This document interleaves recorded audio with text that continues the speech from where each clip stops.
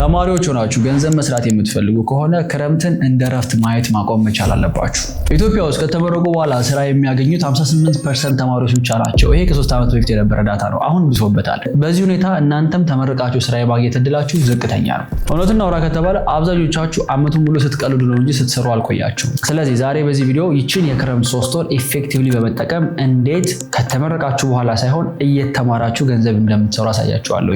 እኔ ስራ የጀመርኩት ተማሪ ያለሁ ነው ዩኒቨርሲቲ። ከዩኒቨርሲቲ ከመውጣቴ በፊት የነበሩት 2 ክረምቶችን ኢፌክቲቭሊ መጠቀሜ ከወጣው በኋላ ስራ ፈጽሞ እንዳላሰብ ኢንፋክት የራሴን ቢዝነሶች ማሳደግ እንድችል አግዞኛል። ይሄ 3 ወር ራሳችሁን የምትገነቡበት ጊዜ ነው። ልክ መስከረም ሲመጣ ኮምፕሊትሊ የማትታወቁ አዲስ ሰው ሆናችሁ መቅረብ ትችላላችሁ። በዚህ ቪዲዮ የምነግራችሁ ነገሮች ለዩኒቨርሲቲ ተማሪዎችም፣ ለ11ኛም፣ ለ12ኛም፣ ለሃይስኩልም ለሁላችሁም ይሰራል።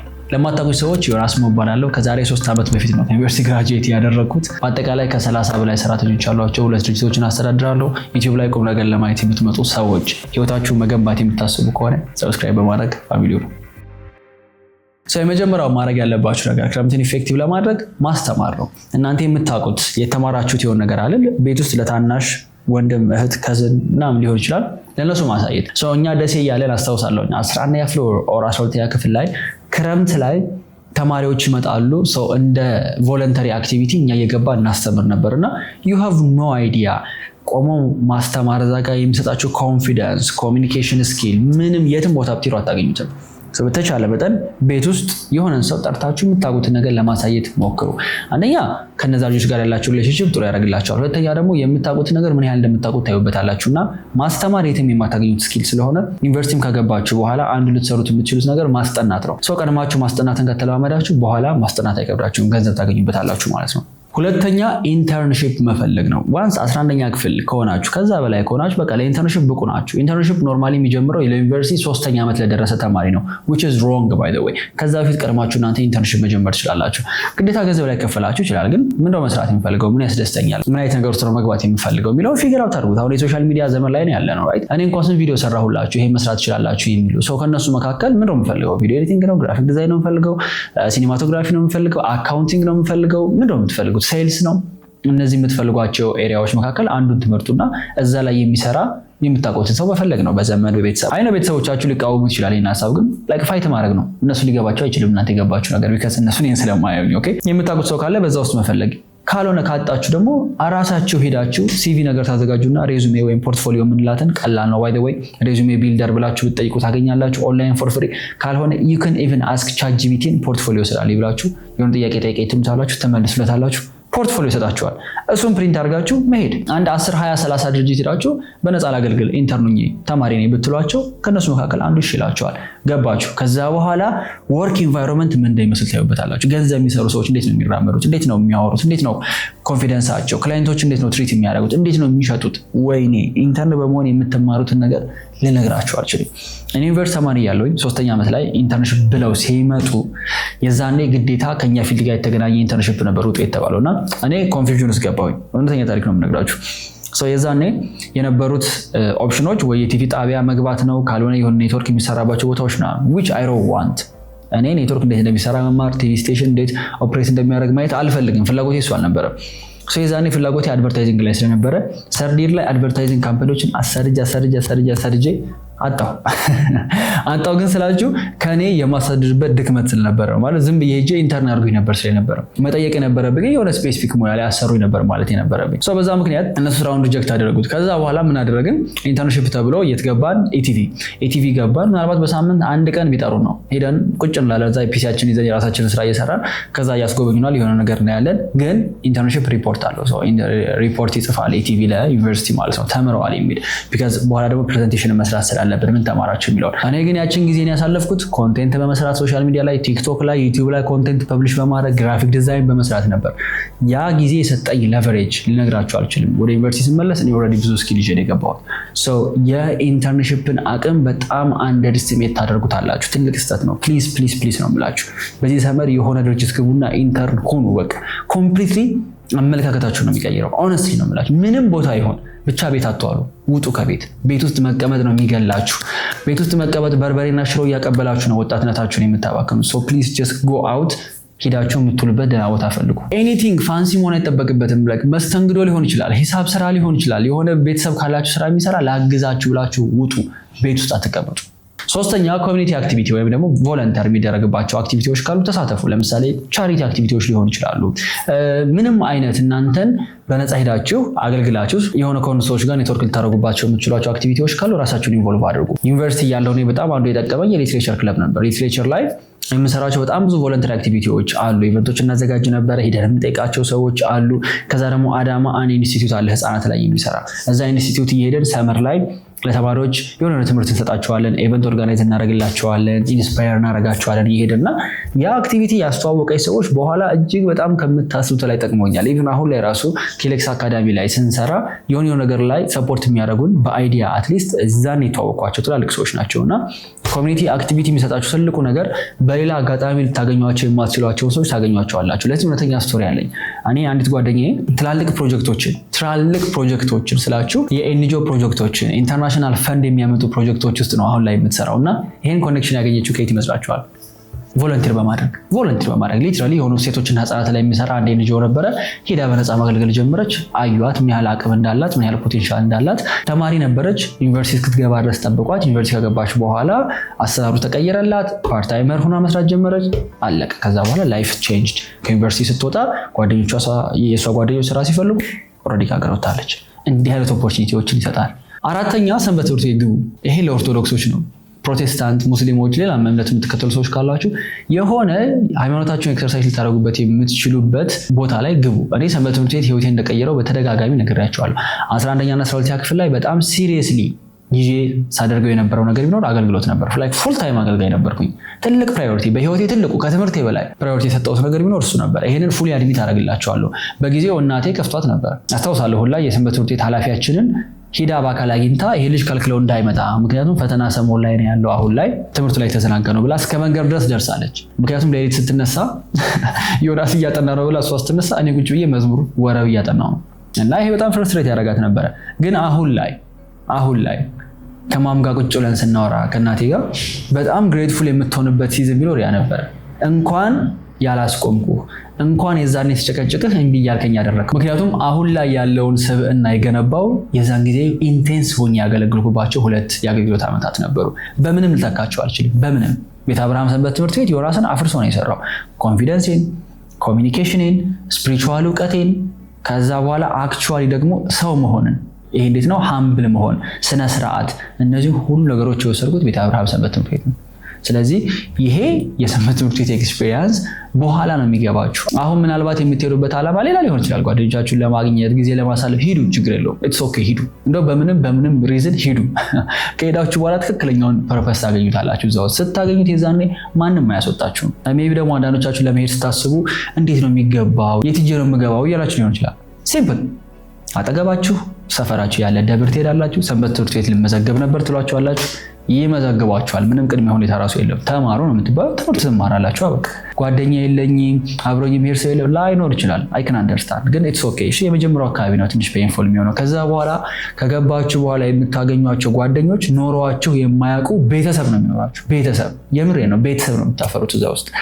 በዚህ ውስጥ ራሳችሁን ታገኙበታላችሁ፣ ፈጣሪያችሁን ታገኛላችሁ። ከዛ በኋላ የሚኖራችሁ ህይወት ጆርኒ ላይ ማለት ነው የሆነ ስፒሪቹዋል ባክግራውንድ ያለው ሰው ጠፍቶ አይጠፋም። በቃ በረጅሙ እንደመታሰር ነው። በቃ በገመድ ታስራችኋል። ኦልሬዲ እግዚአብሔር አስሯችኋል። ከዛ በኋላ የተለቀቃችሁ ሊመስላችሁ ይችላል፣ ልትጠፉ ትችላላችሁ ምናምን። ግን በራሱ ጊዜ እግዚአብሔር ሲፈልግ ያችን ገመድ ሳብ አድርጎ ወደ ቤቱ ይመልሳችኋል። ያ ስፒሪቹዋል ባክግራውንድ ያለው ሰውና ለእኔ ትልቅ ውለታ ስለዋለልኝ ለእናንተ የሚውልላችኋል። ይችን ሰመር ሰንበት ትምህርት ቤት ላይ አክቲቭ ናችሁ። በመማር አሳልፉ፣ በማገልገል አሳልፉ። 5ኛ ማቀድን ካሁኑ ተለማመዱ። ብዙ ተማሪ ኢግኖር የሚያደርገው ነገር ቢኖር ህይወቱ ላይ ያለው ፕራዮሪቲ ወይ ትምህርት ስለሆነ ወይ ክረምት ላይ ደግሞ ሙቪ ማየት ስለሆነ ፕላኒንግ አያስፈልገኝም ብሎ ያስባል። የኔ ተማሪዎች ከሆናችሁ ግን እኔ የምትከታተሉ ሰዎች ከሆናችሁ ግን ህይወታችሁ ሲሪየስ እንደሆነ ካሁኑ አንደርስታንድ እናደርገዋለሁ። 11ኛ 12ኛ ክፍል የደረሰ ዮናስን የሚከታተል ተማሪ ኃላፊነት አለበት። በቃ ዩ ጋይስ ኦልሬዲ ሃስለር ናችሁ። ህይወታችሁን ለመቀየር ኮሚትር ናችሁ። የቤተሰባችሁ ታሪክ እናንተ ጋር ያቆማል። የመጀመሪያው ሚሊዮነር፣ የመጀመሪያው ቢዝነስ ኦነር የማትሆኑበት ምንም ምክንያት የለውም። ለዛ ግን ነገሮችን የምታደርጉበት መንገድ ከሌላው ሰው ለየት ማለት መቻል አለበት። አንዱ ምንድነው ሲምፕል ፕላኒንግ። እንዴት እንደምታስደስቱኝ አሁን አንዳንዶቹ ሳገኛችሁ ካላንደር ይዛችሁ በስኬጁል ነው የምትመሩት ምናምን እና በጣም ነው ፕራውድ የምሆነው በእናንተ። እናንተም ይሄን የምትመለከቱ ሌሎቻችሁ ፕሊዝ እኔንም ፕራውድ አድርጉኝ፣ ራሳችሁንም ፕራውድ አድርጉ። ማቀድን ካሁኑ ተለማመዱ። ማታስተኙ ነገ ምሮ ማረገው ከታናሽ ወንድሜ ጋር እጫወታለሁ፣ ቤተሰብ ጋር አወራለሁ፣ ይሄን ሙቪ አያለሁኝ፣ እዚህ ቦታ እሄዳለሁ፣ ኢንተርንሺፕ ገብቻለሁ፣ ከዚህ ሰዓት እዛ እሄዳለሁ፣ ሰንበት ትምህርት ቤት ማታ እሄዳለሁ፣ ጸሎት አለ። ስኬጁል አድርጉት በሰዓት። ጉግል ካላንደር ዳውንሎድ አድርጉ። ቀላል ነው። ባይ ዘ ወይ ጉግል ካላንደር ታወርዳላችሁ፣ ኢሜል ታስገባላችሁ፣ አካውንት ከፍታላችሁ። ከዛ በኋላ በየሰዓቱ ዲቫይድ ማድረግ ኦኬ። ጠዋት ስትነሱ የምታደርጉት ነገር አላችሁ። ኦልሬዲ ፐርፐዝ አላችሁ። ቁርስ መብላትና ከቤተሰብ ጋር መጫወት እስከ 3 ሰዓት ሊወስድ ይችላል። ዩሰዲትስ ኦኬ። 3 ሰዓት ላይ ጥናት ይጀምራል፣ 3 ሰዓት ላይ ስራ ይጀምራል፣ ኦር ከግቢ እወጣለሁ፣ ኦር ከቤት እወጣለሁ። ሃቭ ኦርጋናይዝድ የሆነ ቀን። ይሄ አንደኛ ቤተሰቦቻችሁን ያስደነግጣችኋል። የምሬ ነው ማለት ሾክድ ነው የሚሆኑት። መቼ ነው ይሄ ልጅ እንደዚህ ኦርጋናይዝድ መሆን የጀመረው? ህይወቱን ሊመራ ነው እንደ ይሄ ልጅ ኃላፊነቱን ሊወስድ ነው እንዴ?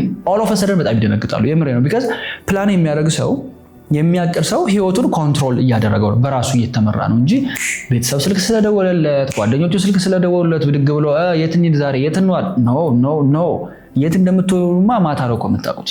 ስለዚህ ነገ ሲመጣ ቀኑ ኦልሬዲ እናንተ ዝግጁ ናችሁ። ጓደኞቻችሁ እዛ ግራ እየተጋቡ ነው እንዴት ክረምቱ እንደሚያሳልፉት። ዩ ጋይዝ አር ኦልሬዲ ዱዊንግ አ ሎት። ይሄ ማለት ነው ከአሁኑ ፕላን ማድረግ መለማመድ። ምን ልበላችሁ እኔ በኮንፊደንስ ማውራት የምችለው ሆነስትሊ 95% የኢትዮጵያ ፖፑሌሽን ቀኑን አያቅድም፣ ፕላን አያደርግም። እስኪ የትኛው ነው እናንተ የምታውቁት ሰው ጉግል ካላንደር የሚጠቀመው ዴይሊ ህይወቱን ስኬጁል አድርጎ የሚኖረው? የለም አይደለም። ተማሪና ኦልሬዲ ስራ ያላቸው ቢዝነስ ያላቸው ሰዎች እንኳን ቀናቸውን ስኬጁል ነው አይመሩም።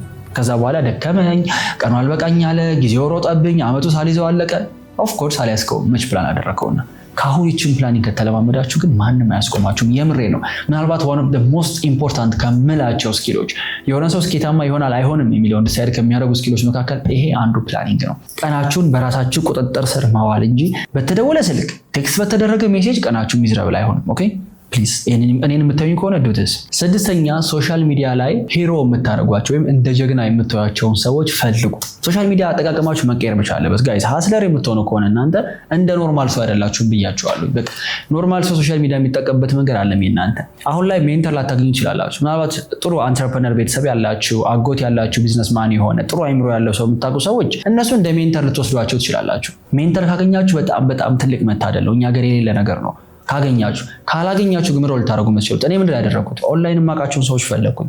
የሆነ ጊዜ ላይ ሰከንዲር ነው ፍሬሽ ያለውኝ በቃ እንትን ፈልጌ ነበር፣ ሜንተር ፈልጌ የሆነ ሰው በቃ ህይወቴን ጋይድ ሊያደርገው ይገባል፣ ሊያሳየኝ ይገባል መንገድ ብዬ ወሰንኩ። አዳማ ነበርኩኝ። አዲስ አበባ ብመላለስ ሜንተርሺፕ የሚሰጥ ሰው የለም። ከአንድ ጓደኛዬ ጋር ነበር የደከም ነው። ከዛ መጨረሻ ላይ ያገኘሁት ሀሳብ ምንድነው? ኦኬ ሜንተር ባላገኝ ኦንላይን ሂሮዎች ግን ማግኘት ይችላሉ። ቀና ብዬ የምመለከታቸው ጋይድ የሚያደርጉ ሰዎች፣ መጽሐፍ የጻፉ ኮንቴንት የሚሰሩ ሰዎች። ከዛ እንደ ጌሪ ቪ ጋር ተገናኘን። ፕሮባብሊ ደግሞ ዋን ኦፍ ዘ ሞስት ኢንፍሉዌንሻል ፐርሰን ህይወቴ ውስጥ ጌሪ ቪ ነበር። መጽሐፎቹን ኮንሱም አደርጋለሁ። በየቀኑ ቪዲዮዎቹን እመለከታለሁ። በየቀኑ ጆርኒውን በደንብ አድርጌ ነበር የማውቀው። ከዛ በኋላ ሌሎች ኢንስፓየር የሚያደርጉኝም ሰዎች እየጨመርኩ በመጣ ቁጥር የእነሱ ህይወት፣ እነሱ ያለፉበት ጆርኒ፣ የሚጽፏቸው መጽሐፎች፣ በየቀኑ ፖስት የሚያደርጓቸው ኮንቴንቶች ከሜንቶር በላይ ቢካዝ ሜንተሬን 24 ሰዓት በፈለጉ ቁጥር ላገኘው አልችልም። ራይት እነዚህ ሰዎች ግን ኦልዌይስ ስልኬ ላይ ያሉ። ስለዚህ ከአሁኑ እንደማን ነው መሆን የሚፈልገው? የማን ጆርኒ ኢንስፓየር ያደርገኛል? ከኢትዮጵያ ሊሆን ይችላል፣ ከውጭ ሊሆን ይችላል። እገሌ ብላችሁ አስቀምጧቸው እነዛ ሰዎች። ከዛ እነሱ በምን አይነት ጆርኒ ነው ያለፉት? አሁን የምነግሯችሁን ነገር ሳይሆን መስማት ያለባችሁ እነሱ የእናንተ ስቴጅ ላይ ምን አደረጉ የሚለውን አዳምጡ በደንብ። አሁን ይሄ ቪዲዮ ዮናስን ምናልባት እንደ ሂሮ የምትወስዱ ሰዎች ካላችሁ ለእናንተ እየነገርኳችሁ ነው። እናንተ የነበራችሁበት ስቴጅ ላይ ምን አደርግ እንደነበር። ኦኬ ሶ this is the exact ቪዲዮ ማየት ያለባችሁ። ሌላ ቦታ ሄዳችሁ እናንተ ስቴጅ ላይ ምን ያደርጉ ነበር እነዛ ሰዎች። ምክንያቱም አሁን ላይ ሆነው እንዲያርጉ ቢሏችሁ ምንም ጥቅም የለውም። ቢካዝ እናንተ እዛ ቦታ ስላደረሳችሁ። በእናንተ ስቴጅ ላይ ሲያደርጓቸው የነበሩት ነገሮች ግን እናንተ መድገም የምትችሏቸው ናቸው በራሳችሁ መንገድ። ከዛ በኋላ የተሻለ ህይወት ምናልባት ከነሱ ያማረ ነገር እናንተ መገንባት ትችላላችሁ። ኦኬ ሶ ሶሻል ሚዲያ ላይ ከዚህ በኋላ የምትከታተሏቸው ሰዎች እናንተ የመረጣችኋቸው ናቸው እንጂ ፕላትፎርሙ መርጦ የወረወረላችሁ ሊሆን አይገባም። ኤንድ ሳድሊ ኢትዮጵያ ውስጥ አብዛኛው ምናልባት 90% የሚሆነው ኮንቴንት ጋርቤጅ ነው። ጋርቤጅ ኢቭን ማየት ራሱ የለባችሁ። ሆነስትሊ በጣም ጥቂት ሰዎች ናቸው፣ በጣም ጥቂት ክሬተሮች ናቸው ኢትዮጵያ ውስጥ ኢንስፓይሪንግ የሆነ ጆርኒ ያላቸው ኮንቴንት የሚሰሩ በጣም ጥቂት። ይህን ግላሌ እናወራዋለን ቢካዝ እኔም ስላጣሁኝ ነው የውጭ ሀገር ሰዎችን የሚመለከተው። ሶ ፒክ ምረጡ። ለእናንተ ነግራችሁ ማን ብዬ እናንተ የምትፈልጉበት ጆርኒ ላይ በቢዝነስ፣ በፐርሰናል ላይፍ፣ በሪሌሽንሽፕ፣ በስፒሪቹዋል ላይፍ ምረጡ። ከዛ በኋላ እነሱን ሰዎች ተከተሏቸው። እመኑ፣ ይሄ ኮምፕሊት ህይወታችሁን ይቀይረዋል። ሰባተኛ አፒራንሳችሁን ቀይሩ፣ ወይም ደግሞ እናንተ የምትቀርቡበትን መንገድ የምትታዩበትን መንገድ ቀይሩት። ምን ማለት ነው? የመጀመሪያው ሰውነታችሁን አስተካክሉት። 3 ወር በጣም በቂ ነው። ባይ ዘ ወይ በልክ ለማድረግም ከት ለማድረግም ዘረጦች ወፍራሞች ካላችሁ በ3 ወር ውስጥ የምትበሉትን ቀንሱት። ሌላ ምንም አይደለም። አሁን ይህን ቪዲዮ የሚመለከት እኔ ኦቨርዌይት ነኝ ወፍራም ነኝ ምናምን ብሎ በልጅነቴ ቦርጫም ነኝ ብሎ የሚያስብ ሰው ካለ የምትበላውን ኮንትሮል ማድረግ ስላልቻልክ ነው፣ ሌላ አይደለም። ሊትራሊ የምታስገባውን ነገር እጅ ላይ እንትን ማበጀት ነው። ኮንትሮል በተን በቃ አልበላም በቃኝ ማለት ነው። በቃኝ ማለት ስላልቻላችሁ ነው ሰውነታችሁ በቃኝ ሳይል እየወፈረ ያለው። ራሳችሁን ከምግብ መከልከል የማትችሉ ከሆነ ራሳችሁን ከብዙ መጥፎ ነገር መከልከል አትችሉ። this is very basic። አንድ ሰው የሚወፍረው ከሚንቀሳቀሰው በርን ከሚያደርገው ካሎሪ በላይ ሲበላ ነው። ትበላላችሁ፣ ትቀመጣላችሁ። በዚህ ክረምት በጣም ብዙ ይወፍራል አይደለም? መስከረም ላይ ስትገናኙ ድንቡሽቡሽ ብላችሁ ነው ብዙዎቻችሁ የምትመጡት። ለምን አትንቀሳቀሱም? ከዛ ደግሞ ትበላላችሁ፣ ቤት ስለሆነ ያላችሁ። ይሄ ይጎዳችኋል። ስለዚህ ውፍረት ላይ ያላችሁ ሰዎች የምትበሉትን በመቀነስና ሞር በመንቀሳቀስ አክቲቪቲ በመስራት ማታ ወክ በማድረግ አትሊስት የምትችሉ ደግሞ ጂም በመግባት አይ ነው ብዙዎቻችሁ ታደርጉታላችሁ። ግን ዝም ብሎ ሰመር ስለመጣ ጂም እንግባ ሳይሆን ኢንቴንሽናሊ ሰውነታችሁን ለማስተካከል ፕላን አውጥታችሁ ግቡ።